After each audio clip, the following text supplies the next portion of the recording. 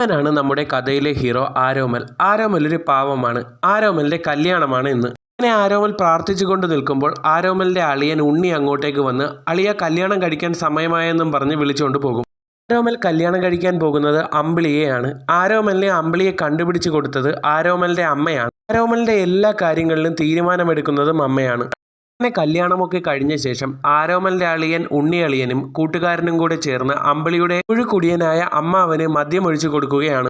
എന്നാൽ അപ്പോഴേക്കും ആരോമൽ അങ്ങോട്ടേക്ക് വന്ന് ഉണ്ണിയളിയൻ ഇത് എന്ത് പണിയാ കാണിക്കുന്നത്, മദ്യവെച്ച് നിൽക്കാതെ പെട്ടെന്ന് വാ, നമുക്ക് പോകണ്ടേ എന്ന് പറയും. അങ്ങനെ അമ്പിളി തന്റെ അമ്മയോടും അച്ഛനോടും കുടുംബക്കാരോടും എല്ലാം യാത്ര പറഞ്ഞ് ആരോമലിനോടൊപ്പം ആരോമലിന്റെ വീട്ടിലേക്ക് പോകും. ആരോമലും അമ്പിളിയും കൂടി വീട്ടിലെത്തുമ്പോഴാണ് വിളക്ക് കത്തിക്കാനുള്ള തീപ്പെട്ടി കാണാതാകുന്നത്. അവസാനം ആരോമലിന്റെ അമ്മ ഇവിടെ നിന്ന് ഒരു തീപ്പെട്ടി കണ്ടുപിടിച്ച് വിളക്ക് കത്തിച്ച് അമ്പിളിക്ക് കൊടുത്ത് അവർ അകത്തേക്ക് ക്ഷണിക്കും. ഇതേ സമയം കല്യാണത്തിന് വന്ന പരദൂഷണം ചേച്ചിമാരൊക്കെ വീടിന് പിന്നിൽ നിന്ന് അവരെ പറ്റി കുറ്റം പറഞ്ഞുകൊണ്ട് നിൽക്കുമ്പോഴേ ആരോമലിന്റെ കൂട്ടുകാരൻ അങ്ങോട്ടേക്ക് ചെല്ലും. അപ്പോൾ ആ പരദൂഷണം ചേച്ചി ചോദിക്കും, എടാ നിനക്കും ഒരു കല്യാണം കഴിക്കണ്ടേ എന്ന്. പിന്നെ വെച്ച് താമസിപ്പിക്കാതെ ചേച്ചിയുടെ മോളെ എനിക്ക് കല്യാണം കഴിച്ച് തന്നൂടെ എന്ന് അവൻ ചോദിക്കും. ഇതേ സമയം ഉണ്ണിയളിയൻ ആരോമലിന്റെ അടുത്ത് വന്ന് മദ്യം വാങ്ങാൻ കുറച്ച് പണം വാങ്ങിക്കൊണ്ടു പോകും. എന്നാൽ ആരോമലിന്റെ അമ്മ അവന്റെ കല്യാണം കഴിഞ്ഞതിൽ എനിക്ക് സന്തോഷമായെന്ന് തന്റെ ബന്ധുവിനോട് പറഞ്ഞുകൊണ്ട് നിൽക്കുകയാണ്. ആരോമലിനും അവന്റെ ചേച്ചിക്കും 2 വയസ്സുള്ളപ്പോഴാണ് അവന്റെ അച്ഛൻ മരിക്കുന്നത്. അച്ഛൻ മരിച്ച ശേഷം ധൈര്യശാലിയായ അമ്മ 2 മക്കളെയും വളർത്തിയത് ഡ്രൈവിംഗ് സ്കൂൾ നടത്തിയാണ്. അതേസമയം മറുവീട് കൂടാനായി UK കാരനായ സെബാൻ ആരോമലിന്റെ വീട്ടിലേക്ക് വരും. ഈ അളിയൻ സെബാനോട് UK നിന്ന് വരുമ്പോൾ കുറച്ച് മദ്യം കൊണ്ടുവരാൻ പറഞ്ഞിരുന്നു. അതും കൊണ്ടാണ് സെബാൻ വന്നിരിക്കുന്നത്. അങ്ങനെ ഉണ്ണിയളിയൻ സെബാൻ കൊണ്ടുവന്ന മദ്യം അകത്ത് കൊണ്ടുവച്ച ശേഷം പറയും, ഈ പരിപാടിയൊക്കെ കഴിഞ്ഞ ശേഷം നമുക്ക് മദ്യം സേഫ് ആയിരുന്ന് അടിക്കാമെന്ന് പറയും. എന്നാൽ അവരെ പുറത്തിറക്കിയ ഉണ്ണിയളിയൻ ആരും കാണാതെ 2 പെഗ് അടിക്കും. അങ്ങനെ മറുവീടൊക്കെ കഴിഞ്ഞ് അമ്പിളിയുടെ വീട്ടുകാർ യാത്ര പറഞ്ഞിറങ്ങും. അങ്ങനെ അമ്പിളിയുടെ വീട്ടുകാർ പോയ ഉടനെ സെബാൻ ഉണ്ണിയളിയനോട് വന്ന് പറയും, അവരെല്ലാവരും പോയില്ലേ, ഇനി നമുക്ക് മദ്യം കഴിക്കാമെന്ന്. മദ്യം നമുക്ക് രാത്രി അടിക്കാം അളിയ, അളിയൻ വീട്ടിൽ പോയി ഒന്ന് കുളിച്ചിട്ട് വാ എന്നും പറഞ്ഞ് ഉണ്ണിയളിയൻ സെബാനെ അവിടെ നിന്ന് ഒഴിവാക്കും. പിന്നെ രാത്രി ഉണ്ണിയളിയനും കൂട്ടുകാരനും കൂടി ആരോമലിന്റെ മണിയറ റെഡിയാക്കിക്കൊണ്ട് നിൽക്കുമ്പോഴേക്ക് ഫ്രഷ് ആവാനായി അമ്പിളി ആരോമലിന്റെ മുറിയിലേക്ക് വരും. അപ്പോഴേക്കും ആരോമലിന്റെ അമ്മ അങ്ങോട്ടേക്ക് വന്ന് മണിയറ ഒരുക്കിയതൊക്കെ മതിയെന്നും പറഞ്ഞ് അവരെ 2 പേരെയും ഇറക്കിവിട്ട ശേഷം അമ്പിളിയോട് കുളിച്ചോളാൻ പറയും. മുകളിലേക്ക് വന്ന ഉണ്ണിയളിയൻ തന്റെ കൂട്ടുകാരെയെല്ലാം വിളിച്ച് സെബാൻ കൊണ്ടുവന്ന മദ്യം അടിക്കാനായി ഇരിക്കും. അപ്പോഴേക്കും സെബാൻ വിളിച്ച് ഉണ്ണിയളിയ കുപ്പി പൊട്ടിക്കാറായോ എന്ന് ചോദിക്കും. ഉണ്ണിയളിയ നമ്മൾ അടി തുടങ്ങുമ്പോൾ ഉറപ്പായും അളിയനെ വിളിക്കുമെന്ന് പറയും. അതേസമയം അടുക്കളയിൽ നിൽക്കുന്ന അമ്പിളിയെ കണ്ട് ആരോമൽ എന്തോ പറയാൻ ശ്രമിക്കുമ്പോൾ ആരോമലിന്റെ അമ്മ അങ്ങോട്ടേക്ക് വരും. എന്നാൽ ആരോമൽ അവിടെ നിൽക്കുന്നത് കണ്ട് ആരോമലിന്റെ കൂട്ടുകാരൻ ഉണ്ണിയളിയനോട് വന്ന് പറയും, ആരോമലിന് എന്തോ ഒരു ടെൻഷൻ ഉള്ളത് പോലെ എനിക്ക് തോന്നുന്നു എന്ന്. ആരോമൽ വീണ്ടും അമ്പിളിയോട് എന്തോ സംസാരിക്കാനായി നിൽക്കുമ്പോൾ ഉണ്ണിയളിയനും കൂട്ടുകാരനും അങ്ങോട്ടേക്ക് വന്ന് നിങ്ങൾക്ക് എന്തെങ്കിലും ടെൻഷൻ ഉണ്ടോ എന്ന് ചോദിക്കും.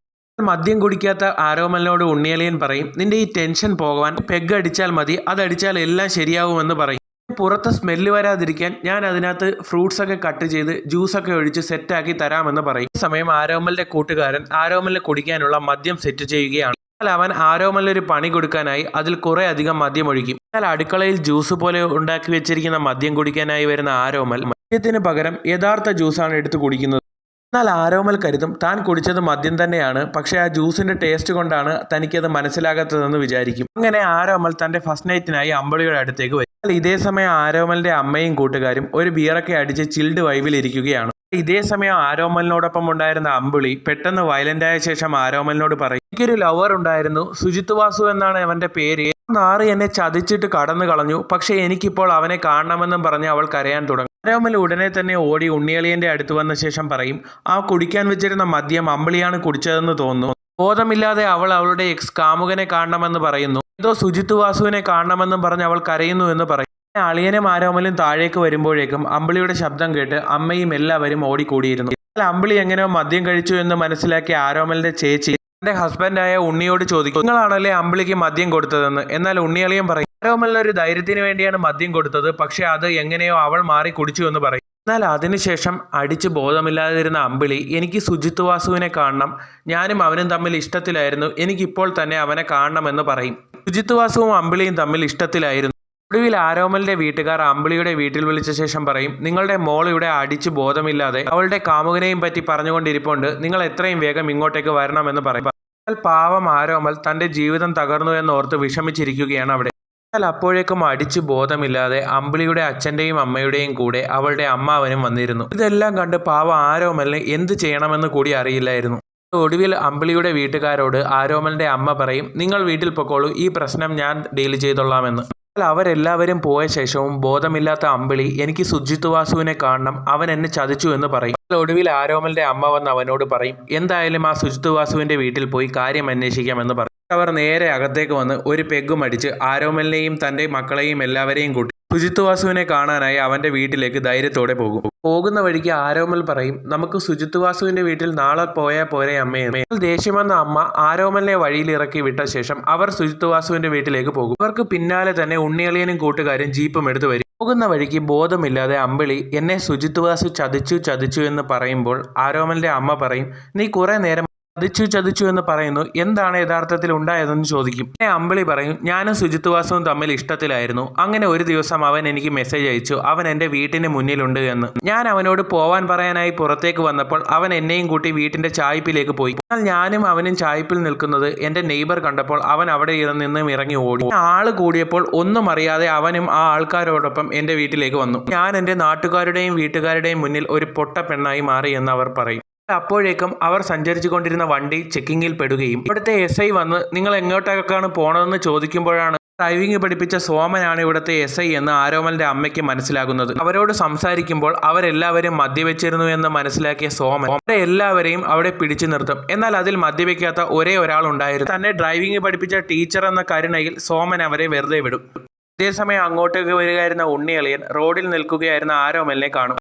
അതിനുശേഷം അമ്പിളി വീണ്ടും അവരുടെ കഥ പറയാൻ തുടങ്ങും. എന്നാൽ അതിനുശേഷം സുജിത് വാസു അമ്പിളിയെ കാണാൻ വന്ന് അത് കോംപ്രമൈസ് ആക്കും. അപ്പോഴേക്കും അമ്പിളിയുടെ വീട്ടുകാർ അവൾക്കൊരു കല്യാണം ഉറപ്പിച്ചിരുന്നു.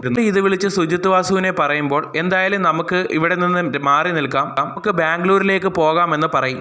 ബാംഗ്ലൂരിൽ പോകുന്ന ചിലവിനായി അമ്പിളിയുടെ കയ്യിൽ നിന്ന് സുജിത് വാസു 10 പവൻ വാങ്ങും. എന്നാൽ അതിനുശേഷം സുജിത് വാസുവിന്റെ ഒരു വിവരവും ഇല്ലായിരുന്നു. സുജിത് വാസുവിനെ അന്വേഷിച്ച് അവൾ അവന്റെ വീട് വരെ പോകും. അവൾ പറയും അതിനുശേഷം ഞാൻ ആ നാറിയെ കാണുന്നത് ഇന്ന് എന്റെ കല്യാണത്തിരുന്ന് ആഹാരം കഴിക്കുന്നതാണ് എന്ന്.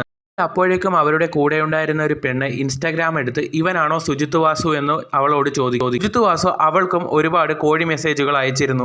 ഇത് കേട്ട ആരോമലിന്റെ അമ്മ പറയും അവൻ മോളോട് ഇങ്ങനെ കാട്ടിയിട്ടുണ്ടെങ്കിൽ അവൻ ഇതിന് നല്ല ചുട്ട മറുപടി കൊടുക്കാമെന്നും പറഞ്ഞ് എല്ലാവരും കൂടി സുജിത് വാസുവിന്റെ വീട്ടിലേക്ക് ചെല്ലുമ്പോൾ അവന്റെ പാരന്റ്സ് പറയും സുജിത്ത് ക്രിസ്മസ് ആഘോഷിക്കാൻ കൂട്ടുകാരോടൊപ്പം പോയിരിക്കുകയാണ് എന്ന്. അവരെല്ലാവരും കൂടി സുജിത്ത് ക്രിസ്മസ് ആഘോഷിക്കുന്ന സ്ഥലത്തേക്ക് ചെല്ലും. അമ്പിളിയെ കാണുമ്പോൾ തന്നെ സുജിത്തിന് കാര്യം മനസ്സിലാവും. എന്നാൽ അപ്പോഴേക്കും ആരോമലിന്റെ അമ്മ ഒറ്റ ചവിട്ടിന് സുജിത് വാസുവിനെ പറപ്പിക്കും. കഴിഞ്ഞ അമ്പിളി മാസായി വന്ന് സുജിത് വാസുവിന്റെ കരണത്തൊരണം പൊട്ടിച്ച് അവരെല്ലാവരും തിരികെ പോകാനായി ഒരുങ്ങുമ്പോഴേക്കും സുജിത്തിന്റെ ഒരു കൂട്ടുകാരൻ വന്ന് അവരെ തടയും. എന്നാൽ അപ്പോഴേക്കും ഉണ്ണിയളിയനും കൂട്ടുകാരും അങ്ങോട്ടേക്ക് എത്തിയിരുന്നു. ഉണ്ണിയളിയനും അവനെ നല്ല പൂശിയ ശേഷം അവന്റെ അടുത്തേക്ക് വന്ന് സുജിത് വാസുവിനോട് പറയും 3-ാം തീയതിക്കകം മര്യാദയ്ക്ക് അമ്പിളിയുടെ കയ്യിൽ നിന്ന് വാങ്ങിയ 10 പവൻ സ്വർണം തിരികെ കൊടുക്കണമെന്ന്. അങ്ങനെ എല്ലാ പ്രശ്നങ്ങളും കഴിഞ്ഞ് ആരോമലും അമ്പിളിയും അവരുടെ സെക്കൻഡ് നൈറ്റ് എൻജോയ് ചെയ്യാനായി പോവുകയാണ്. ഇതേ സമയം സുജിത് വാസു അമ്പിളിക്ക് കൊടുക്കാനുള്ള 10 പവൻ തിരികെ കൊടുക്കാനായി വീണ്ടും ഒരു പാവം പെണ്ണിനെ പറഞ്ഞു പറ്റിച്ച് അവളുടെ കയ്യിൽ നിന്ന് സ്വർണം വാങ്ങും. അടികൊണ്ടാലും ഇടികൊണ്ടാലും സുജിത് വാസു തന്റെ ഈ കോഴി സ്വഭാവം നിർത്താൻ ഉദ്ദേശിച്ചിരുന്നില്ല. ഈ ഒരു സീനോടുകൂടി ഈ സിനിമ ഇവിടെ അവസാനിക്കുകയാണ്. അപ്പം പ്ലീസ് എൻ്റെ എല്ലാ കൂട്ടുകാരും എൻ്റെ ചാനൽ കൂടി ഒന്ന് സബ്സ്ക്രൈബ് ചെയ്യണം.